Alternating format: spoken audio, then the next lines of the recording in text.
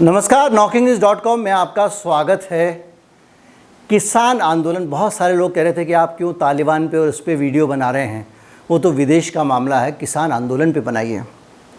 तालिबान विदेश का मामला नहीं है। तालिबान काफ़ी हद तक भारत का आंतरिक मामला समझिए, ये भारत के हितों से जुड़ा हुआ मामला है। तालिबान पे अगर आप बात नहीं करेंगे तो ये देश जो है उसकी सुरक्षा पे आप बात नहीं कर रहे हैं।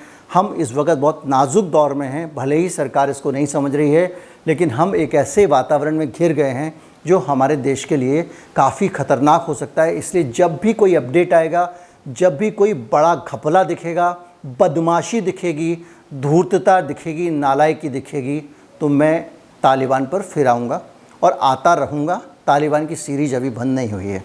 लेकिन किसान आंदोलन इस देश का बहुत बड़ा आंदोलन है। किसान आंदोलन इस देश को दिशा देने वाला आंदोलन है।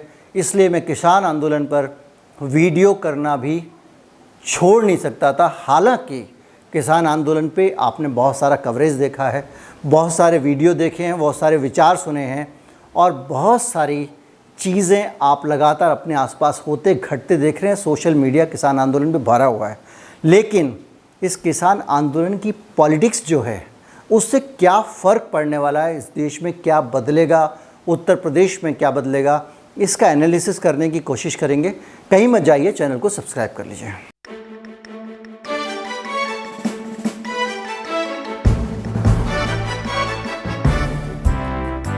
अगर आपको लगता है कि ये किसान आंदोलन में जो भीड़ हुई थी कल, उसको देखकर सरकार अपने इरादे बदलने वाली है या अपनी नीयत बदलने वाली है, तो आप गलतफहमी में हैं। विराट भीड़ इस देश में आंदोलनों की पहले भी ये सरकार देख चुकी है और ये सरकार ये भी जानती है कि नज़रअंदाज कर दो, धीरे धीरे करके लोगों का ध्यान बढ़ जाएगा और आंदोलन ख़त्म हो जाएगा। ये एक्सपेरिमेंट ये कर चुके हैं।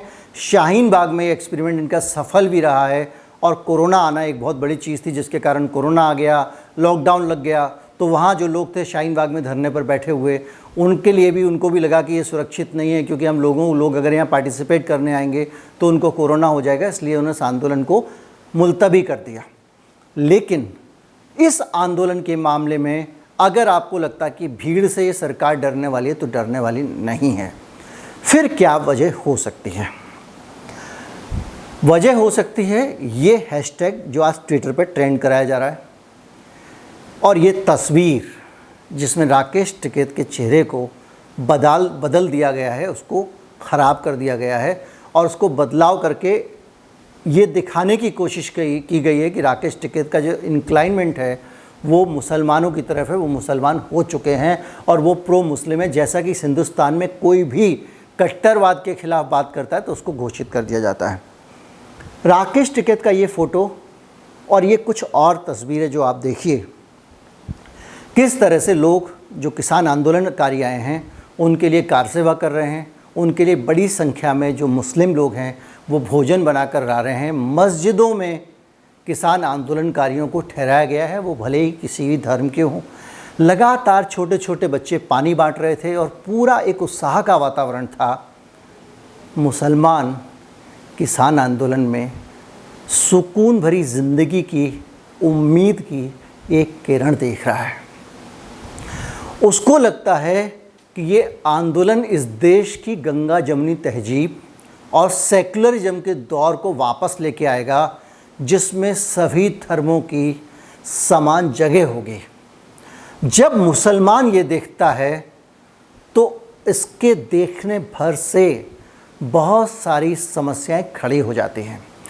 आपको याद होगा कि पिछली बार जब उत्तर प्रदेश में सरकार बनी तो पश्चिमी उत्तर प्रदेश को बीजेपी के पक्ष में अगर मोड़ा जा सका, अजित सिंह जैसे नेताओं को ख़त्म किया जा सका, तो उसकी बैकग्राउंड में मुजफ्फरनगर के दंगे थे। वो दंगे जिनमें एक सीडी बांटी गई थी, एक नेताजी थे जिनके ऊपर आरोप लगा था, संगीत सोम साहब, एक फेक सीडी बांटी गई थी। हमेशा फेक सामग्री का इस्तेमाल करते हैं, तो वो सीडी बांटी गई थी और सीडी, झूठी सीडी के चक्कर में उबाल आया था और दंगे हुए थे। उन दंगों में बड़ी संख्या में नौजवान फंसे थे, क्योंकि दंगा होता है तो आम आदमी का बेटा फंसता है, नेताजी तो आके फंसते नहीं हैं। तो उनके मुकदमे वापस कराने, आपको याद होगा ऑडियो एक वायरल हुआ था, अगर आपको मौका मिले तो मेरे वेबसाइट पे पड़ा हुआ है वो, जिसमें हमारे अमित शाह साहब जाके, अमित शाह जी जो वहाँ के गांव के लोग हैं उनको समझा रहे हैं, देखो जी चौधरी साहब तो ठीक है आ जाएंगे, लेकिन हम आ जाएंगे तो ये हो जाएगा, हम मुकदमे वापस करा देंगे, फला करा देंगे। और दंगाइयों के मामले में इस तरह की चीज़ें ये लोग करते रहते हैं। तो जो डिवाइड था पश्चिमी उत्तर प्रदेश में हिंदू मुसलमान का, वो डिवाइड समाज की कमज़ोरी था, लेकिन बीजेपी की सबसे बड़ी ताकत था, जिसके दम पर वो दोबारा से, कैराना का मामला आपको याद होगा किस तरह से कह दिया, मजबूर किया जा रहा है मकान बेच के बाहर जाओ हिंदुओं को, ये सब चीज़ें जो थीं पॉलिटिकल चीज़ें थीं, ये बीजेपी की ताकत थी। लेकिन अगर ये एक कोहेसिव एनवायरनमेंट आ रहा है, भाईचारा आ रहा है, तो इस भाईचारे को सब सूंघ रहे हैं और इस भाईचारे को आरएसएस भी सूंघ रहा है। याद कीजिए राकेश टिकैत को जब ज़बरदस्ती उठा के ले जा रहे थे और उनकी आंखों से जब आंसू आ गए थे दिल्ली के गाज़ीपुर बॉर्डर पे, तो ये किसान आंदोलन रिवाइव हो गया था। पूरे पश्चिमी उत्तर प्रदेश के मुसलमान दुश्मनी और भेदभाव को छोड़कर गाज़ीपुर बॉर्डर पहुंच गए थे, क्योंकि उनको याद था वो नारा जो राकेश टिकैत ने कल लगाया, अल्लाहू अकबर हर हर महादेव। उस नारे की, उस सेकुलर इंडिया की उम्मीद में, उस सेकुलर भारत की उम्मीद में वो पहुंच गए थे। और उसके कारण जो समाज में ग्राउंड लेवल पे जब दोस्ती शुरू हो जाती है तो आरएसएस चिंतित हो जाता है। ये मैं अपने मन से नहीं कह रहा हूँ, हाल में भी महीना 1.5 महीना पहले की बात है, जब आरएसएस की बैठक हुई तो उसमें ये फैसला लिया गया कि मुसलमानों को फिर से जोड़ा जाए, क्योंकि अब बांट के राजनीति उत्तर प्रदेश में नहीं हो सकती है। ये डर है, जो जिस डर की मैं बात कर रहा था, भीड़ से नहीं डरती है बीजेपी, उसको लगता है सरकार हाथ से चली जाएगी। तो आरएसएस ने क्या निर्णय लिए थे, मुसलमानों को मंत्रिमंडल में शामिल किया जाए, उनको खास जगह दी जाएं। आरएसएस ने जो दत्तात्रेय होसावले हैं उनको कहा कि आप उत्तर प्रदेश में ही कैंप करो और सारी चीज़ों को एक साथ करके जोड़ने की कोशिश करो। आरएसएस चीफ बार बार बयान दे रहे हैं, पहले कह रहे थे हमारे आपके पूर्वज एक ही थे, अब उन्होंने बयान दिया है कि हमारा डीएनए एक ही है। ये लगातार सिलसिला चल रहा है, क्योंकि उनको लग रहा है कि हिंदू मुसलमान जो है वो ज़्यादा होगा तो अब फ़ायदे की जगह नुकसान होगा। क्योंकि अब देखिए मैं आपको बताऊं, इस चीज़ को आप माने या ना माने, कितने भी दुश्मनी से आप भरे हों, भड़के हुए हों, लेकिन हिंदू मुस्लिम भाईचारे की कोई ख़बर आप देखते हैं, कोई तस्वीर देखते हैं, कोई वीडियो देखते हैं, तो आप अंदर से द्रवित हो जाते हैं, आपको बहुत अच्छा लगता है। ये अच्छी फीलिंग इस हिंदुस्तान की धरोहर है, ये हिंदुस्तान की ताकत है। आपको खुशी मिलती है ये देख के, आप भावुक हो जाते हैं कि दो लोग, हम लोग साथ साथ चल रहे हैं। और इन तस्वीरों के आगे वो सारी नफ़रत धुल जाती है जिन नफ़रतों को अभी तक बेचा जा रहा है। जब मस्जिद में सोते हुए आपको लोग दिखाई देंगे, जब एक गांव की, ऐसे गांव की बिहार की खबर पता चलेगी जिसमें कि एक मस्जिद है और गांव में कोई मुसलमान है ही नहीं, फिर भी वहाँ अजान होती है, टेप रिकॉर्डर से अजान कराते हैं वहाँ के हिंदू, और उस मस्जिद को ज़िंदा रखे हैं, उसको मेंटेन करते हैं, तो आपको खुशी मिलती है। ये खुशी बीजेपी के खिलाफ बहुत बड़ी ताकत बनने वाली है। और यही वजह है कि मोदी जी को उत्तर प्रदेश से चलता कर दिया गया है। आरएसएस की जो नई नीति है, पहले भी आप कई जगह पढ़ चुके होंगे, मैंने भी वीडियो बनाया था, उसमें अब उत्तर प्रदेश में वोट मोदी जी के नाम पर नहीं मांगे जाएंगे, योगी जी के नाम पर मांगे जाएंगे। और योगी जी को भी जो उनकी पुरानी पश्चिमी उत्तर प्रदेश की भाईचारे वाली जो उनकी छवि है उसको आगे रखा जाएगा। यही वजह है कि अरविंद शर्मा को दिल्ली से प्रीमेच्योर रिटायरमेंट दिलाकर मोदी जी जब उत्तर प्रदेश में भेजते हैं तो उप मुख्यमंत्री बनने का सपना लेकर वो आए थे और उनको उठा के योगी ने साइड लगा दिया था। और नतीजा ये हुआ था कि दोनों बंधु मोदी शाह चिढ़ गए थे योगी जी से और उनको बर्थडे पे, उनके जन्मदिन पे बधाई तक नहीं दी थी। आप भूल गए होंगे तो मैं आपको याद दिला दूँ।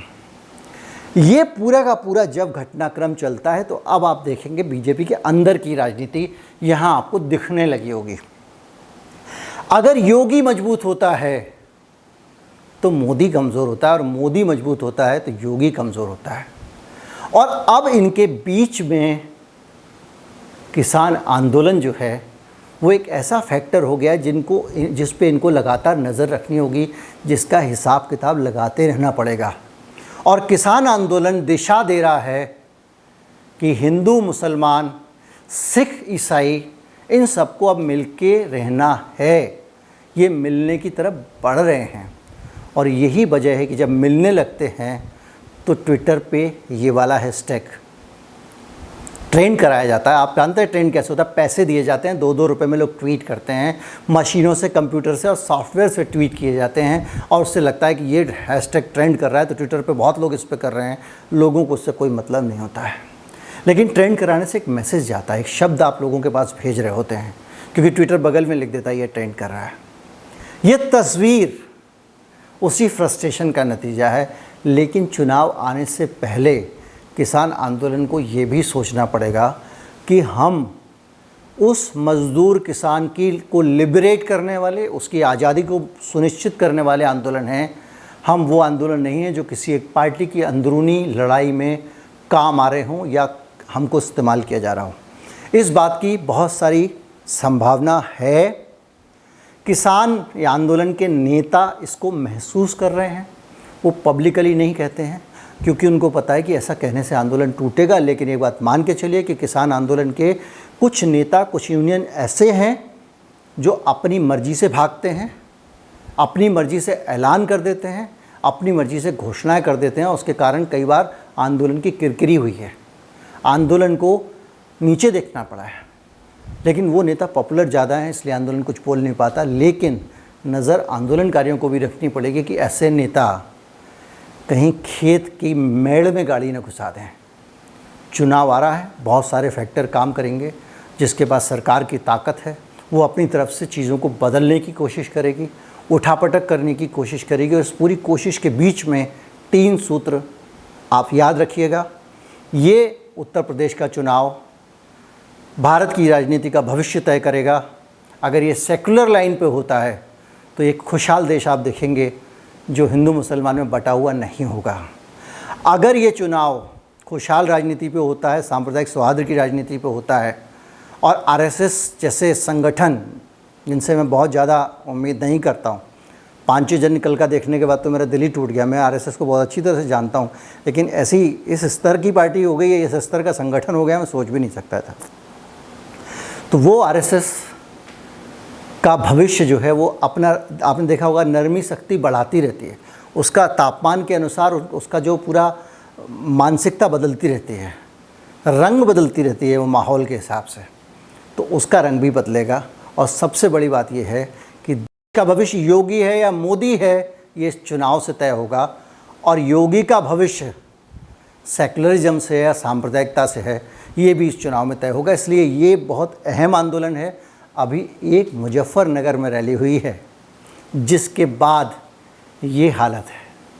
17 रैलियाँ होनी है, देखते जाइए, ये देश ऐसे बदलेगा, आप खुद देखिएगा। चैनल को सब्सक्राइब कर लीजिए और ज़्यादा से ज़्यादा लोगों को वीडियो शेयर कीजिए। हमको कुछ देना है तो UPI ID उसके ज़रिए दे सकते हैं, डिस्क्रिप्शन में भी लिखी हुई है। नमस्कार, जय हिंद।